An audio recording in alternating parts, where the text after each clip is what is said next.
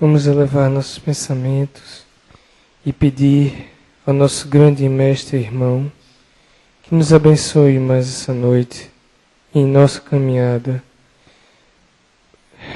que Ele possa fornecer bons fluidos a todos aqui presentes, a nossa palestrante, que ela possa transmitir um pouco de sua palavra a todos aqui presentes e que possamos, Senhor, caminhar nessa longa estrada rumo aos teus desígnios.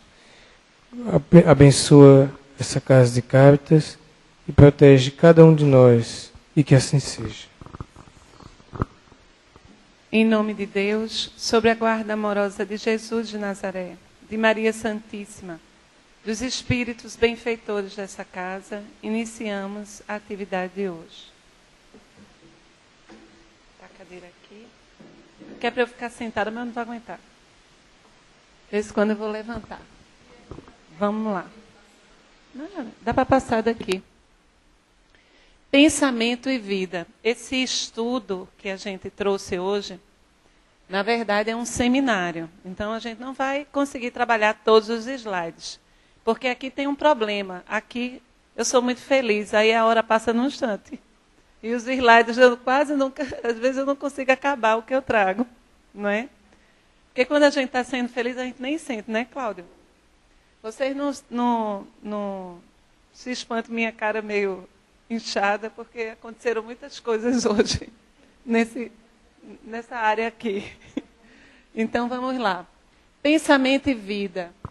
Todo o estudo foi baseado na obra homônima, Pensamento e Vida, do Espírito Emmanuel, psicografia de Francisco Cândido Xavier.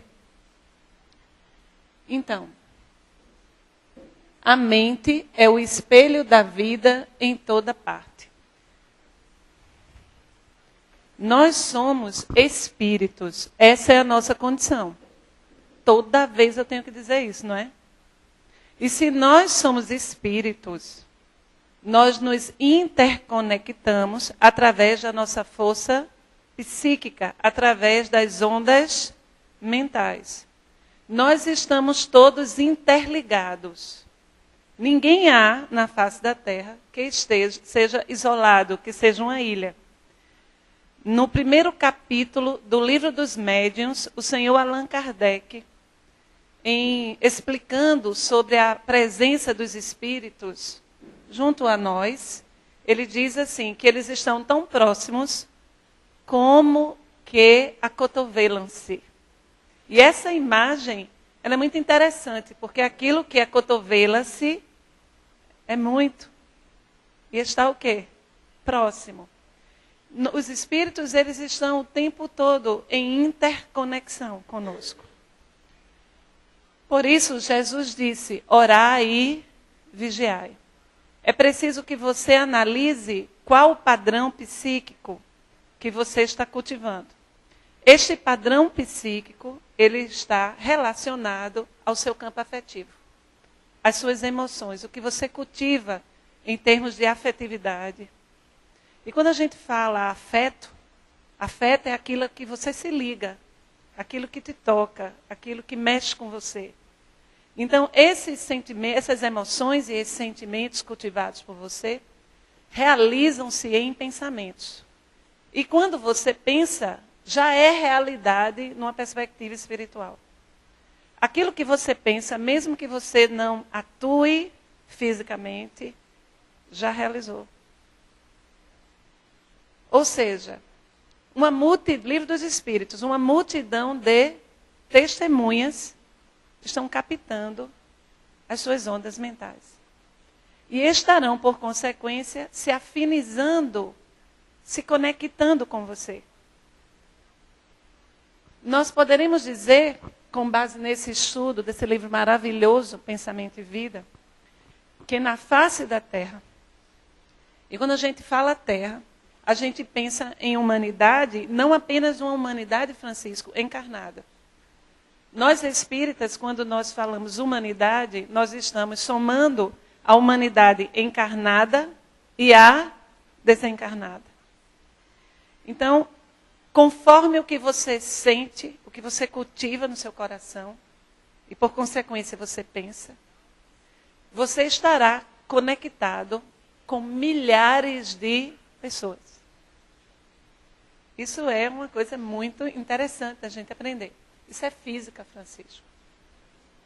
Isso é física. E é muito interessante a gente pensar nas formas que nós já conhecemos de conexão. Imagina o WhatsApp. Quantas pessoas podem estar conectadas ali num grupo? Então, com o conhecimento pouco que nós temos, já dá para perceber como se dá essa conexão. Então, Emmanuel diz, respiramos no mundo de imagens que projetamos e recebemos. Então, conforme esse padrão mental, essas ondas de pensamento, eu estarei envolvido num halo psíquico. O meu halo é aquilo que eu irradio. Eu vou irradiar melancolia, se eu sou uma pessoa que cultiva a tristeza. Eu vou irradiar usura, se eu estiver o tempo todo querendo acumular os bens. E a gente sabe que a usura, ela se manifesta de várias formas. Não apenas quando você acumula bens materiais. Nós poderemos ser usurários do conhecimento. Eu tenho um conhecimento só para mim, só para aqueles que são inteligentes como eu. Tem muita gente assim. Dentro de uma biblioteca, sabe muito, mas não compartilha com seus irmãos. É um tipo de usura. Então, aquilo que você, aqui é o teu apego, aquilo que você sente, o que você anela, o que você deseja, cria um halo. Ou seja, uma espécie de irradiação. Aqui encarnados, nós podemos nos ajeitar, ficar bonitinhos, nos arrumar e ocultar o nosso halo dos menos sensíveis.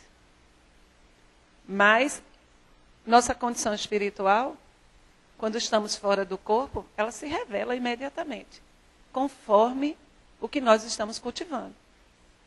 Então, no livro Nosso Lar, André Luiz se comove com uma mulher que estava nas portas da colônia, pedindo para entrar na colônia Nosso Lar. E ela chora, ela se lamenta, ela gostaria de ser acolhida para a comunidade Nosso Lar. E aí, uma das benfeitoras, eu esqueço sempre o nome dela, que trabalha com André, lá naquele local de socorro, diz assim, preste atenção, não escute o que ela está dizendo, olhe para ela. E aí, vários pontos escuros estavam fixados no seu corpo perispiritual. Aqueles lamentos, o que ela dizia, não era o que ela sentia. Era uma mulher que havia praticado vários abortos e não havia se arrependido disso. E não havia, de alguma forma, percebido que era um crime.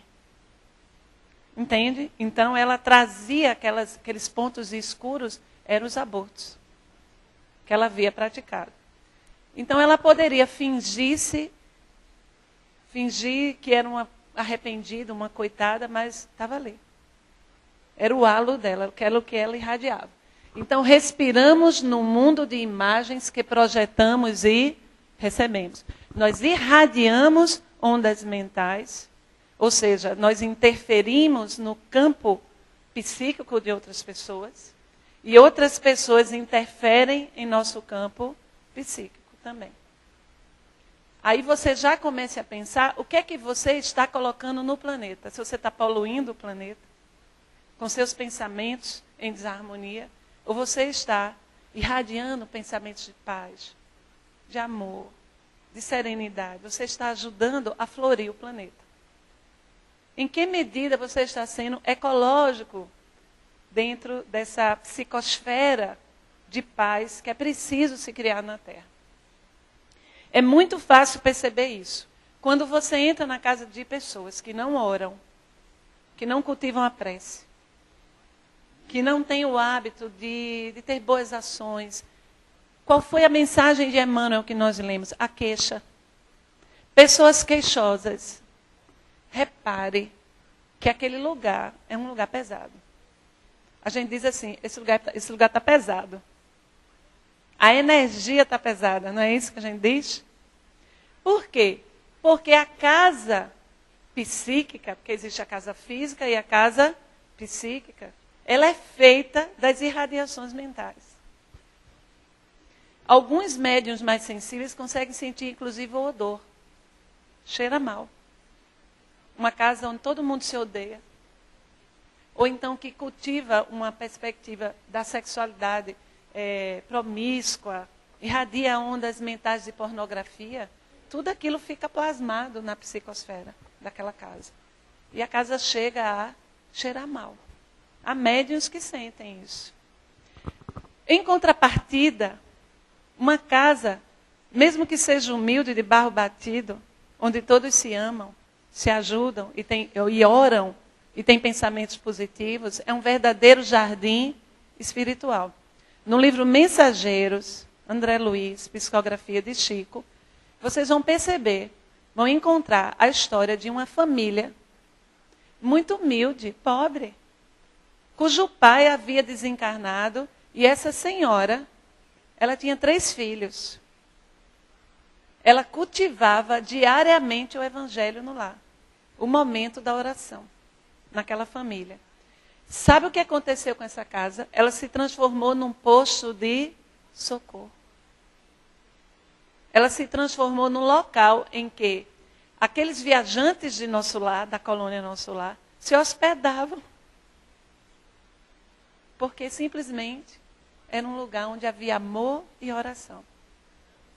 E aquela mulher, quando ela dormia, ela tinha uma lucidez, porque ela vivia em paz. Ela fazia o bem.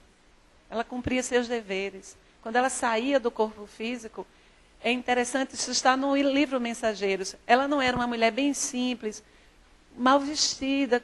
Às vezes ela é tão tocante que aquela família, ela só tinha direito a se alimentar uma vez por dia. Uma refeição. E às vezes ela não comia para que os filhos comessem. Quando ela saía do corpo físico e ela se emancipava com a maior facilidade, André Luiz descreve que ela era belíssima e que era um vestido belíssimo que ela usava. Ser bom em beleza. Agora vai ser mal para tu ver que pecinha boa que tu vai ser quando desencarnar. André Luiz conta, não é nessa obra, se eu não me engano, é No Mundo Maior. Acho que sim. Ele entra numa casa e acompanha o almoço de uma família muito abastada, muito rica. E a dona da casa, muito bem penteada, muito bonita, toda trabalhada. Quando ela acabou o jejum dela, que ela foi tirar a cesta, que quando o seu espírito se emancipa, era um monstro. Era um monstro. André Luiz descreve.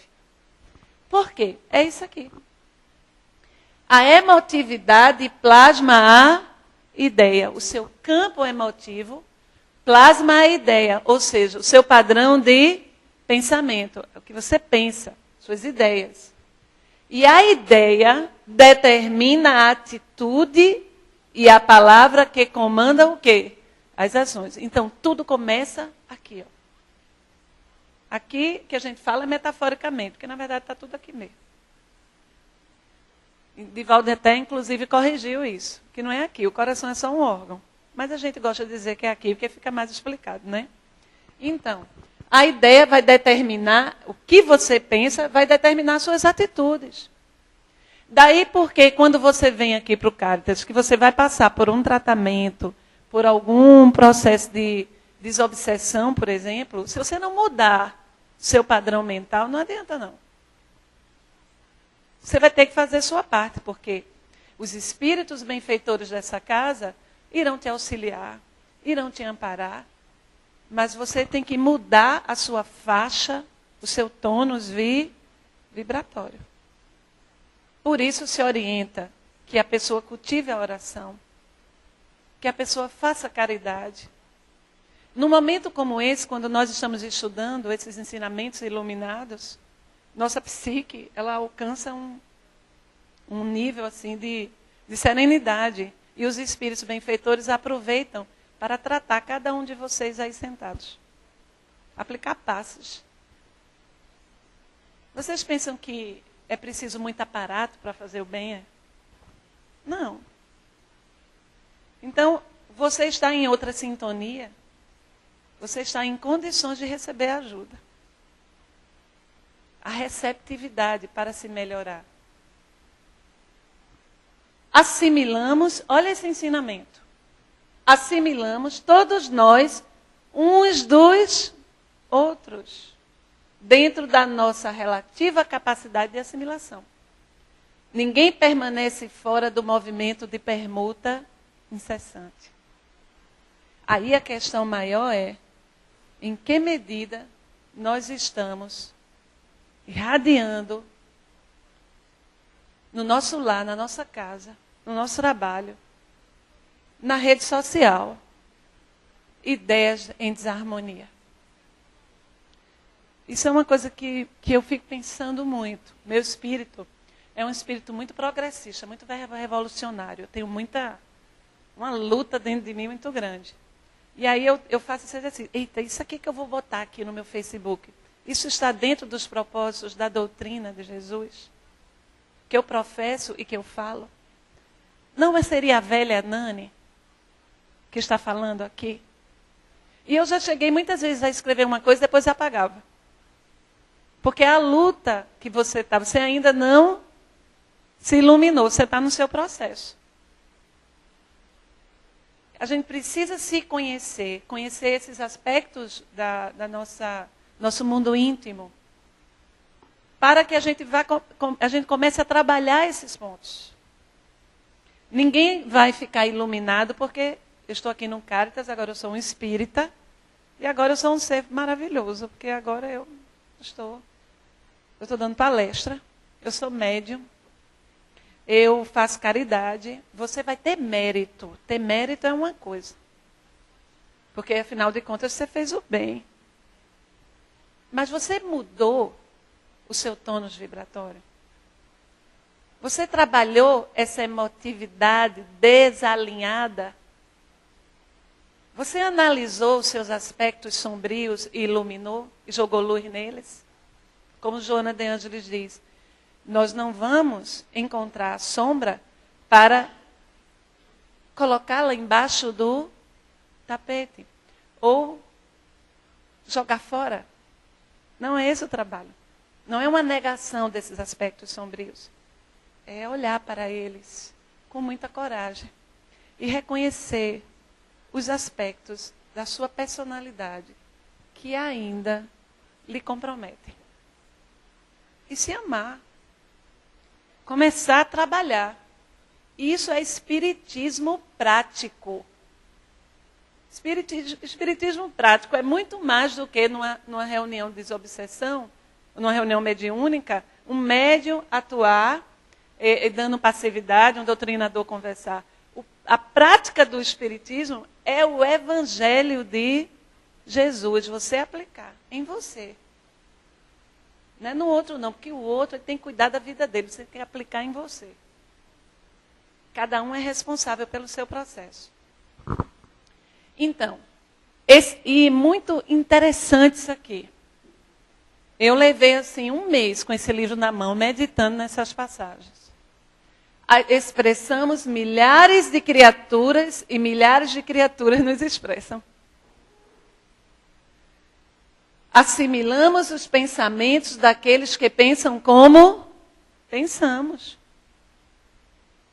Sentindo, mentalizando, falando ou agindo, sintonizamos com as emoções e ideias de todas as pessoas encarnadas ou desencarnadas de nossa faixa de quê? Simpatia. Tem uma história que eu já contei aqui, já faz muito tempo, eu vou contar de novo, porque ela se encaixa nisso. Há muitos anos, eu conversei com uma menina. Ela me procurou lá no Peixotinho, no atendimento fraterno. Ela disse para mim, Nani, eu reconheço que eu sou um pouco melancólica. Mas agora isso está aumentando demais. E eu sou espírita desde criança, mas eu me vejo com vontade de me matar. E eu estou com medo, Nani, porque eu sei que não devo fazer isso. E nós conversamos com ela, ela sofria. Quando ela fala melancolia, é o seguinte, aquela menina, ela tem um humor, agora não tem mais não, ela se tratou, um humor distímico. O que é distimia? Não é a depressão. Mas ela funciona, só que funciona triste. Porque na depressão você não funciona. Quando a depressão pega você, você não sai de casa. Às vezes você não quer comer. Uma das características de uma pessoa que está com depressão, ela emagrece, às vezes, de uma forma assustadora, porque ela perde o paladar. Quando ela come, ela não sente o sabor. Ou pode ser o contrário, come demais, come demais. Então tem suas particularidades. No caso dela, é um humor distímico. Ela trabalhava, ela ia para o trabalho dela, ela estudava, morava só. A família do interior, então ela morava só num apartamentinho lá em Boa Viagem, frequentava o Peixotinho. Então ela não ria. É aquela pessoa que não ri. Não... Se o dia estiver muito bonito, ensolarado e tocando uma música no rádio, eu canto. Eu dirijo cantando. Então, um distímico que ele não se toca com aquela música. Ele não percebe, ele não se encanta com o azul do céu. Mas ele tem energia para ir trabalhar, para fazer as coisas dele. Então, é o diagnóstico daquela menina. O fato que morando sozinha, longe de casa, sem ninguém por perto, para chamá-la ao convívio, a assistir um filme, a sair de casa, ela começou a ficar muitas horas dentro do quarto, ouvindo músicas tristes. Aquilo meio Diário de Bridget Jones. Lembra daquela cena? Tu lembra, Claudinho? Depois mostra para ele esse filme. E aí, na primeira reunião de desobsessão, veio uma entidade que disse assim: estou muito chateado com você. Eu falei: meu irmão, muita paz, seja bem-vindo. Porque você está querendo me afastar da minha amiga.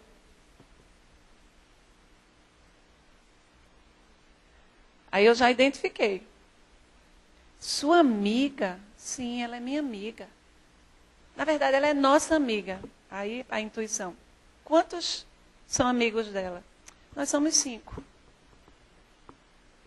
A gente fica no quarto dela, ouvindo música com ela.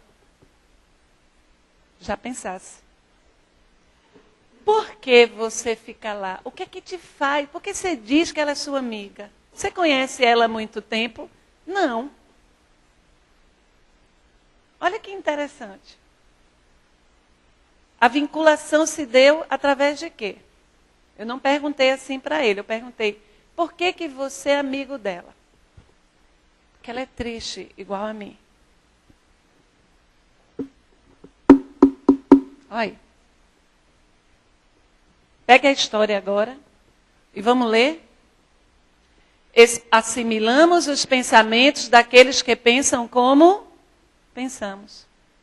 Nesse caso, eles captaram a irradiação mental dela. A porta estava aberta. Eles entraram porque ela não buscou a oração. Porque se ela fosse melancólica, mas ainda assim ela orasse, ela criava um campo magnético. Porque nenhuma prece fica sem ser escutada. Sentindo, mentalizando, falando ou agindo, sintonizamos com as emoções e ideias de todas as pessoas encarnadas ou desencarnadas da nossa faixa de simpatia. Os ébrios contumazes, as pessoas que bebem muito e só conseguem se divertir bebendo, eles não bebem sozinhos. Eles têm os amigos desencarnados que bebem junto a eles. Na verdade, ele é o copo dessas entidades, porque elas se acoplam ao perispírito, aqui nessa área aqui, não é? Do cérebro, e através dessa área aqui, ó, eles começam a fazer o quê? A sugar os fluidos do álcool. Você quer aprender sobre isso? Leia Sexo e Destino. André Luiz de novo. Você é espírita e não lê André Luiz? Você não está indo bem.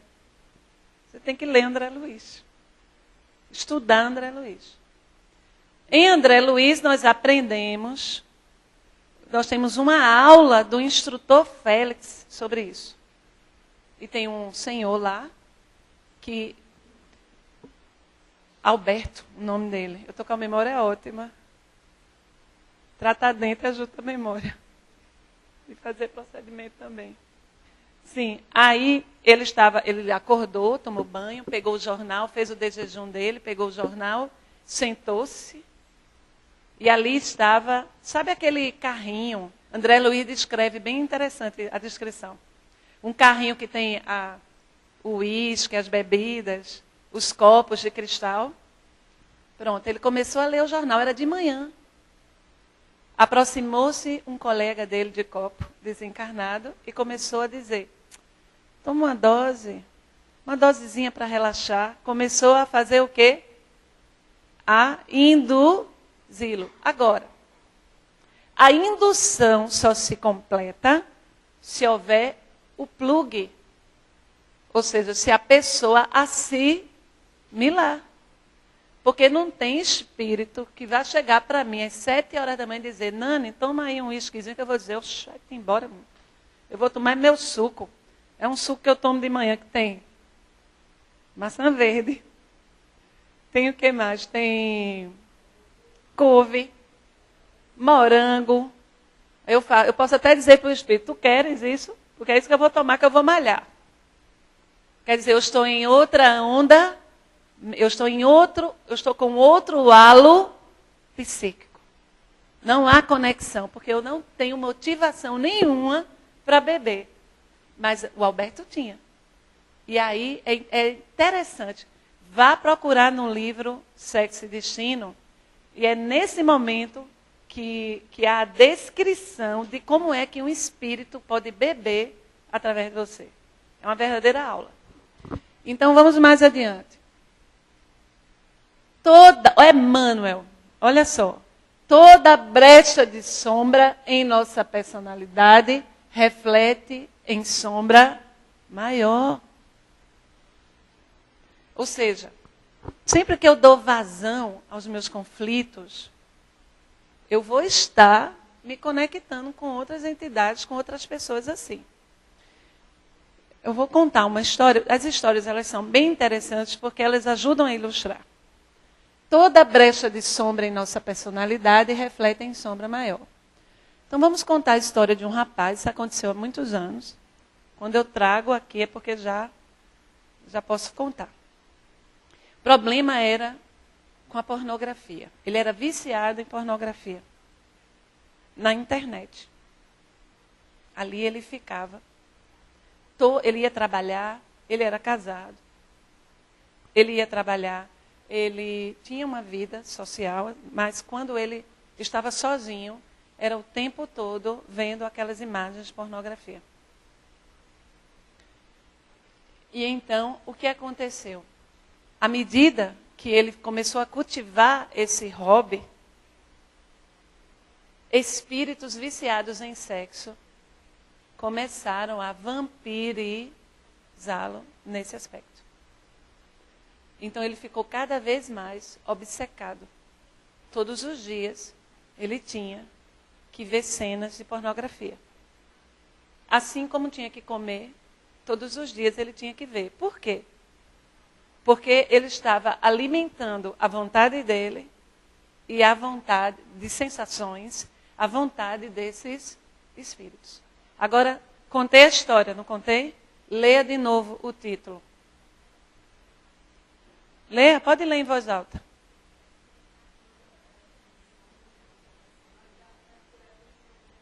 É isso aí. Compreende? Por que refletem sombra maior? Porque nós não estamos sozinhos. Pensando, conversando ou trabalhando, a força de nossas ideias, palavras e atos alcança, de momento, um potencial tantas vezes maior quantas sejam as pessoas encarnadas ou não que concordem conosco.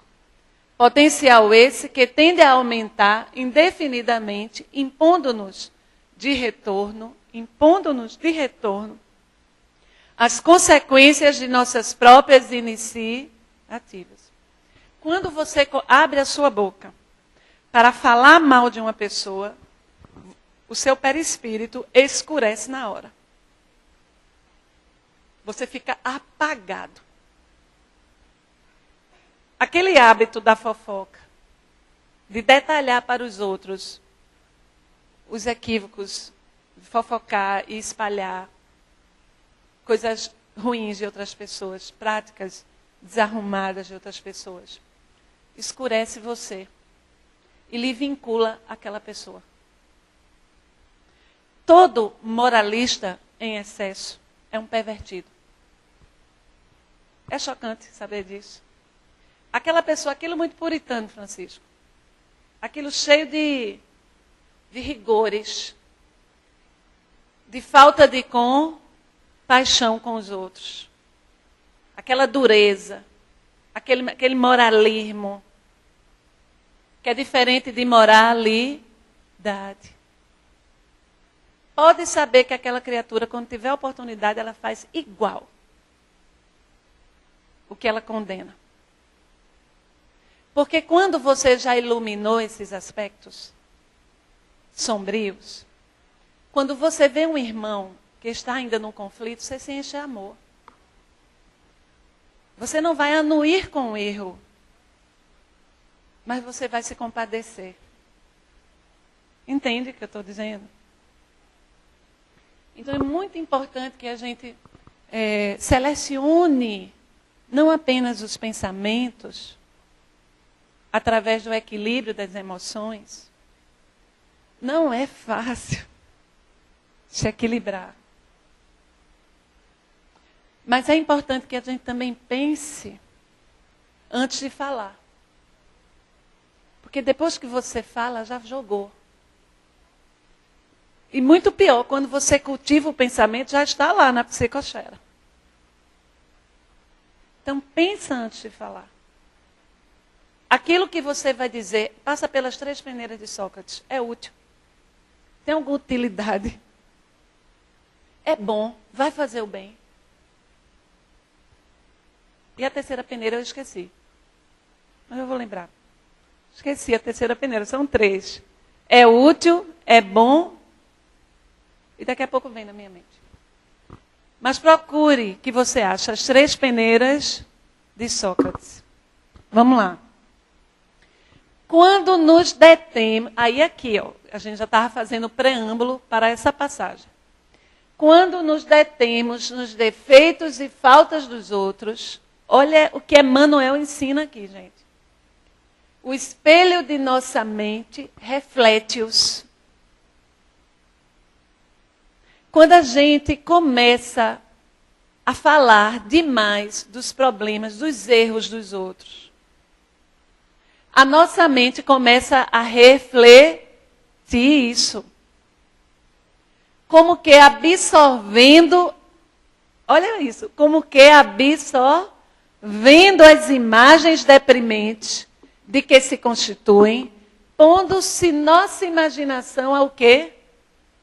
Olha os verbos que ele usa. Absorver, digerir, essa espécie de alimento, que mais tarde se incorpora aos tecidos sutis de nossa alma.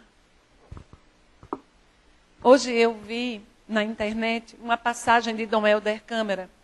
Lembra na década de 80? Alguns aqui não estavam encarnados ainda. Que era a moda do topless.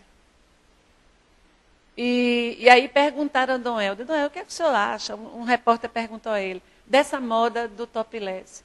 Ele falou assim, meu filho, eu estou mais preocupado com quem não tem roupa para colocar, para usar. Quem tem roupa para colocar e tira, eu não estou preocupado, não. Veja só, ele poderia dizer, isso é um absurdo, porque é uma falta de moral. Ele iria se conectar àquilo ali. Veja que forma iluminada. Não, se a pessoa quer fazer topless, problema dela. Porque a minha preocupação é quem não tem a roupa sequer para vestir. E aí veja que como responde um espírito superior. O espírito superior não detalha os erros dos seus irmãos. Eles mostram o caminho da iluminação. Então, é por essa razão que geralmente olha só, eu adoro Emmanuel. Os censores do procedimento alheio acabam praticando as mesmas ações que condenam no próximo. Porquanto interessados em descer as minúcias de quê, gente? Do mal. Fale do bem, pense o bem, divulgue o bem. Se não conseguir, fique calado, criatura. Converse sobre o bem. Divulgue coisas boas. Porque quando você só divulga o mal, você está vinculado a esse mal. Esse mal começa a se plasmar no seu halo psíquico. Absorvem-lhe inconscientemente as emanações, surpreendendo-se um dia dominados pelas forças que o representam. Mas onde começa tudo, hein, gente? Começa no campo afetivo. O espelho do coração, ou seja, aquilo que você sente, as emoções que você cultiva, o espelho do coração, constantemente focado no rumo dos objetos e situações que buscamos, traz-nos à rota os elementos que nos ocupam a alma. Emmanuel diz no livro Fonte Viva, uma frase que eu nunca mais esqueci. O espírito está onde está o seu coração. E essa é bem verdade. É bem verdade. Quem trabalha aqui em reunião mediúnica sabe que muitas vezes o espírito ele está se vendo onde está o apego dele. Ele já desencarnou faz tempo, mas ele se vê nas terras dele. Delicadamente a gente diz, olha só, você não está mais lá. Você está aqui com a gente. Porque ele se vê ali. Como o espírito que eu conversei um dia, que ele guardou numa botija. Quem é antigo sabe o que é botija aqui. Tu sabe, Jorge? Então ele tinha uma botija que ele enterrava. E ali, mais de uma botija, ele saía colocando todo o dinheiro e a família comendo de forma mirrada. Seu Nonô Ferreira, eu estou entregando minha idade hoje aqui, de todo jeito. Lembra da novela de Seu Nonô? Que era um avarento? Ó, ele botava um cadeado na geladeira. Vocês lembram disso? Pronto. Era uma espécie de Seu Nonô, só que nessa época não havia geladeira. Então ele enterrava os recursos amoedados. E a família mal tinha o que comer. Quando a criatura desencarna, para onde ele vai? Me diga. Para onde estavam as botijas. Ele ficou mais de 100 anos ali. Chocante, né? Aí você pode perguntar, Nani, por que os espíritos superiores deixaram ele ali? E quem disse que não tentaram tirar ele de lá? Mas ele estava o quê? Vamos reler agora? Vamos reler de novo? Pega a história de Seu Nonô e coloque aqui. Ó. O espelho do coração, qual era o afeto dele? O dinheiro da botija. Constantemente focado no rumo dos objetos e situações que buscamos. O que é que ele buscava? Reter os bens. Traz-nos a rota, os elementos que nos ocupam a alma. Os espíritos chegaram e tentaram tirar ele de lá, mas ele não sintonizava. Em nosso lar, André Luiz, ele só se livra daquele local de sofrimento para onde ele foi, quando ele ora. Quando ele muda o tônus psíquico. Estejamos assim, procurando incessantemente o bem. Não perca uma oportunidade de fazer o bem. Você está andando na rua, você está vendo que uma pessoa que tem dificuldade de atravessar, vai atravessar? Pare o que você tem que fazer. Porque, inclusive, se você estiver atrasado, você vai ter mais mérito lá no alto. Você não sabe que haverá espíritos que amam aquele ser. E que vão se alegrar com você. E que vão orar por você, porque você pegou na mão e simplesmente ajudou a pessoa a atravessar. E aí você vai fazendo amizades que você nem se toca que tem. Porque você pegou, fez um farnel, uma cesta básica, colocou roupas, remédios e foi visitar uma família pobre. Não disse nada a ninguém, mas você foi o socorro daquele dia. Está lá no Evangelho. Lembra daquela mulher do Evangelho? Que discretamente pega a filha, inclusive para ensinar. Quantos espíritos estavam vendo? No caso, o espírito Cáritas. Estavam vendo aquela cena. E aí, mais adiante, é você que pode estar necessitado de ajuda. E você nem se dá conta que aquele amparo que você recebeu é a resposta do bem que você fez de forma desinteressada. Faça o bem. Olha, o que você puder fazer de bom, não hesite. Porque isso é moeda no céu. Isso é patrimônio espiritual. Inclusive, as pessoas podem chamar você de besta, não se importe. Você, inclusive, vai ter mais mérito se as pessoas estiverem achando que você é besta. Porque você está indo contra a corrente. Enquanto todo mundo diz, faça assim, você, não, eu vou seguir o Evangelho, eu vou por aqui. Ajudando, aprendendo, servindo, desculpando. Oh, meu Deus, como é difícil a gente desculpar, a gente remoe tanto. E fica guardando aquele rancorzinho. E amando, porque nessa atitude refletiremos, vê só, se começarmos a exercitar essas condutas, nós passaremos a refletir, a irradiar os cultivadores de quê? Da luz, porque entraremos em sintonia com eles.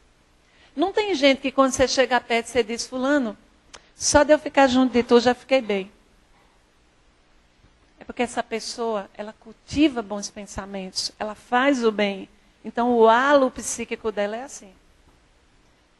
A pessoa diz assim, como é que você está, fulano? E você lhe abraça, às vezes o abraço dessa pessoa era tudo que você precisava. Parece que você se curou ali. É porque ela reflete o amor. Quem ama, reflete amor. Se conecta com entidades que amam. Refletiremos os cultivadores da luz, resolvendo com segurança nosso problema de quê? De companhia. Quem são as suas companhias espirituais?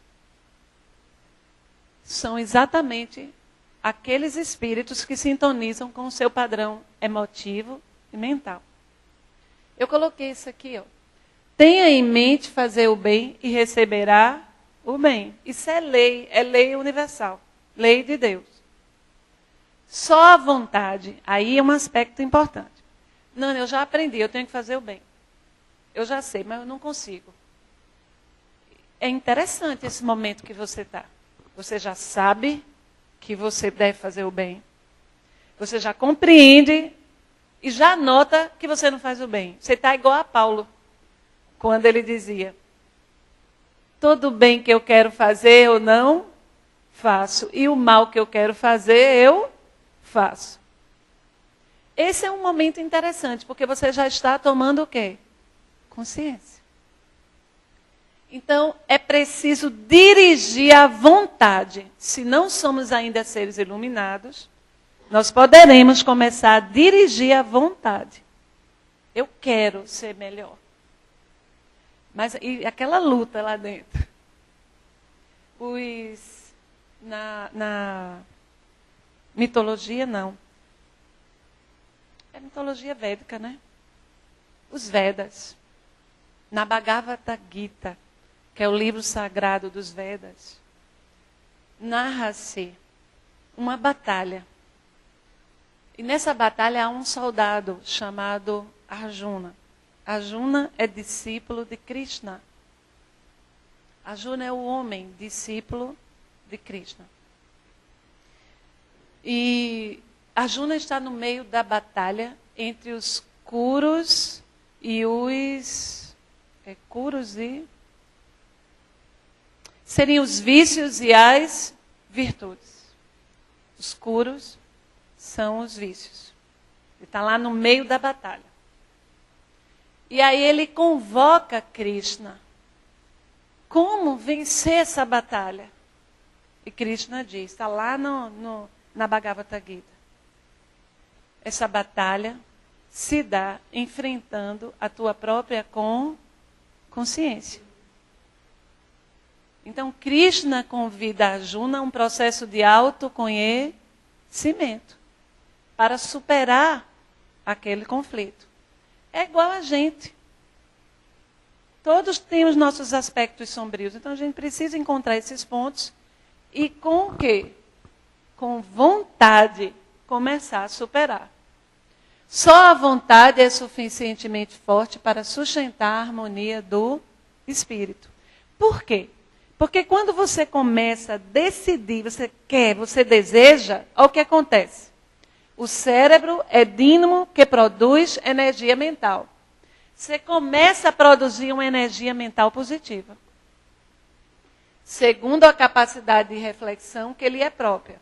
No entanto, na vontade temos o quê? Controle que dirige essa energia mental. Nesse ou naquele rumo, estabelecendo causas que comandam os problemas e o destino. Então, eu preciso começar a reconhecer os aspectos sombrios e começar a direcionar a vontade. Vai haver um momento que eu vou cair. É natural, eu ainda não sou um ser perfeito. Mas dirige a vontade para se levantar. Dr. Adolfo Bezerra de Menezes, numa mensagem belíssima, belíssima. Essa mensagem ela tem 10 dias apenas. Eu vou botar no grupo do Caritas. Quando eu chegar em casa, eu vou botar no grupo do Caritas. Tem 10 dias. Uma mensagem psicofônica através de Divaldo. Dr. Bezerra diz, um abismo moral, ele sempre não tem fundo. Você não vai encontrar nunca. Você vai caindo, rolando, feito uma pedra solta. Não tem fundo. Por isso, pare de cair agora e comece a subir. Está querendo dizer que você não chegou ainda no último degrau da degradação, não. Se você quiser, você sai se degradando mais ainda. Então, para agora, não importa até onde você caiu. Para e começa a subir. Como no filme cinematográfico, em que a história narrada é feita pelos quadros que se sucedem, ininterruptos, a experiência que nos é peculiar, nessa ou naquela fase da vida, constitui-se dos reflexos repetidos de nossos o quê? Sentimentos. Gerando ideias contínuas que acabam plasmando os temas de nossa luta, aos quais se nos associa a mente. Quanto mais nos rendamos a esta ou aquela ideia, no imo de nós mesmos, com maior força nos convertemos nela. A expressar-lhe os desígnios. Eu estou correndo que é para dar tempo de trabalhar. Pelo menos ler. Falta 5 minutinhos. É assim que se formam estranhos desequilíbrios, que em muitas circunstâncias concretizam moléstia e desalento, aflição e loucura, quando não plasmam a crueldade e a morte. Tudo começa numa ideia, que você começa num sentimento, depois numa ideia, que você começa a cultivar. Este rapaz que teve a ideia de passear, navegar pelas páginas de pornografia. Ele começou. Então ele dirigiu a vontade dele para ali. Passou uma semana, ele lembrou, eu vou para ali de novo. E aí o problema foi aumentando e ele desenvolveu um problema estranho. Um estranho desequilíbrio. Ele não conseguia passar um dia sem pornografia. Isso não é estranho? Olha um exemplo. Toda obsessão começa pelo debuxo vago do pensamento alheio que nos visita oculto. Mas a obsessão, ela só se ocorre se houver a conexão. O espírito, ele analisa a psique, e aí ele vai ali no padrão mental e começa a assolar aquela ideia que ele encontra dentro de você. Entendeu? Por isso, se você começa a ter um comportamento muito desequilibrado, pare agora, peça ajuda. Se você se sente com influência espiritual, levando você para um caminho de desarmonia, pare. Peça ajuda, busque um terapeuta, venha à casa espírita. Você pode dirigir sua vontade e livrar-se daquela conexão. Você não é uma marionete. Você é uma individualidade. Você tem força. Agora é preciso mudar o padrão mental. A maioria das obsessões se dá, as clássicas, em processo de vingança, pela culpa. Eu me sinto culpado mesmo que inconscientemente. Então eu preciso fazer um processo de auto-perdão. Eu devo ter errado muito. Mas quem não errou um dia? Eu também tenho o direito de me recuperar. Quando você enche o seu coração de esperança no sentido da recuperação, acaba o plugue. Essa entidade não se conecta mais a você. Porque você alçou o seu psiquismo num nível, num padrão vibratório. Terá ainda que reparar seus erros. Terá que refazer o caminho na direção do amor. Mas a obsessão é sempre um processo de assimilação. Você está assimilando o que está sendo insulado na sua mente. Então, para finalizar, não há obsessão o quê? Unilateral. Toda a ocorrência dessa espécie se nutre à base de intercâmbio, mais ou menos completo. Quanto mais sustentadas as imagens inferiores de um espírito para o outro, em regime de permuta constante, mais profundo o poder da obsessão, de vez que se afastam da justa realidade para o circuito de sombra a que se integram o justo fascínio. Perfeito. Não tem nem o que dizer aqui, né? Uma aula. Qual é o remédio? Buscar a prece como alimento e fonte de harmonia. Use, pois, que saibamos... Olha, eu coloquei essa figura aqui, não é interessante? Quando você ora. E eu quis colocar essa figura porque a gente fantasia muito sobre os espíritos. Os espíritos são pessoas. É um benfeitor, tá vendo? Está aplicando um passe. Está pegando aqui no coronário. Use, pois, que saibamos fugir aos enganos da inércia, porque o espelho ocioso de nossa vida, em sombra, pode ser longamente viciado e detido pelas forças do mal, que, em nos vampirizando, estendem sobre nós as teias da miséria e do crime.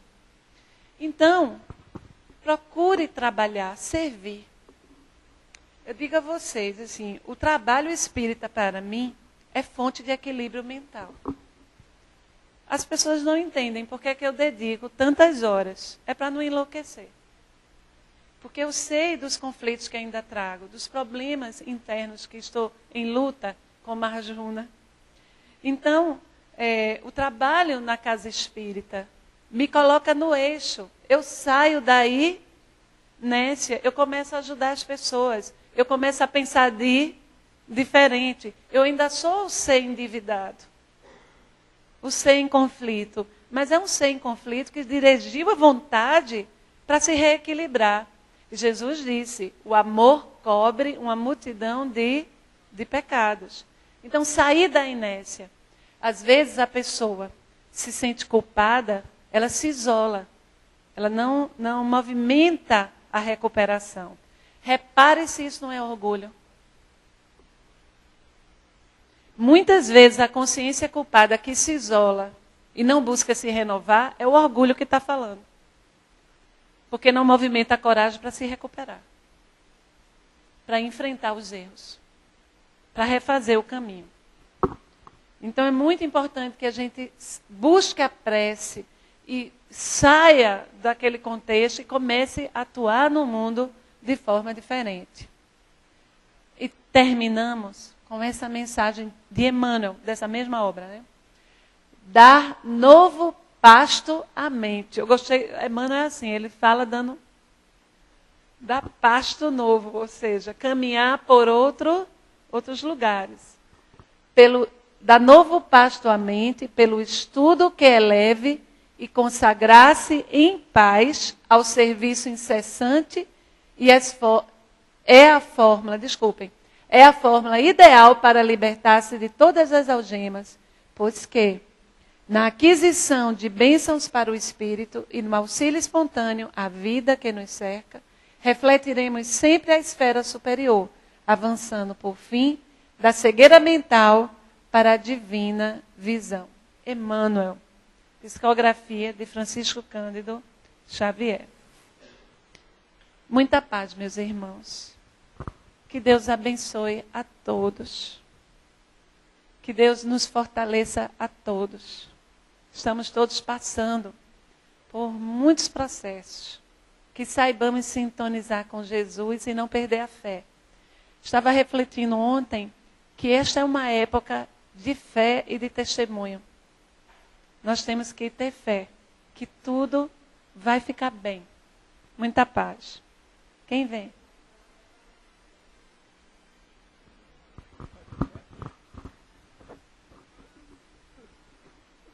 Pai de infinita misericórdia, Senhor Jesus, boa espiritualidade, que nos tem assistido a todos ao longo dos tempos, que possamos voltar nossas mentes, através dos nossos sentimentos, para o bem, para a paz e para a luz.